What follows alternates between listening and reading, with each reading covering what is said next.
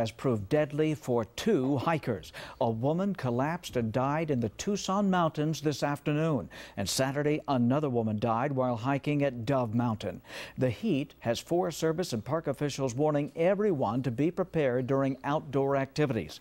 Not on Your Side's Jessica Chapin has advice from the experts to make sure you have a safe summer. It's a tragic reminder that even though we're early in May, and the middle of May, heat is still a factor and heat can kill. A weekend hike turned deadly on the 23rd birthday of one Tucson visitor, and it's reminding hikers that the desert can be dangerous. It was very, very tragic, very sad.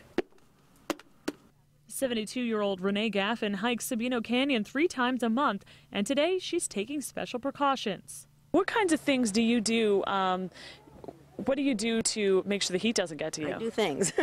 I have a lot of bandanas, and I soak them and put them around my neck, and I wore a cotton shirt that I could wet, and I wear shorts, which I don't always do, and I bring a lot of water.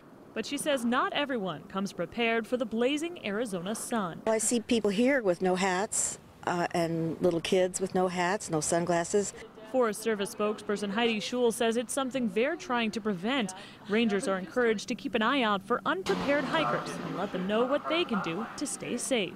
A lot of times we'll see people that just are unprepared. They get out there on a trail and take off, and they may not have enough water. They may be from another part of the country and not know what it's like to hike in this kind of heat. We wanted to know the most important tips for hikers to remember. If you're going to be hiking out in the desert in the summertime, there are 3 things at a minimum that you need to do. Be prepared, have a plan, know your limits. Be prepared means having a map, knowing the weather, dressing appropriately, and bringing a lot of water.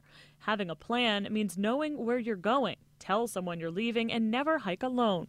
And knowing your limits means stop if you feel too tired, and don't be afraid to call for help. It's important for people to really know what you're going into and plan accordingly.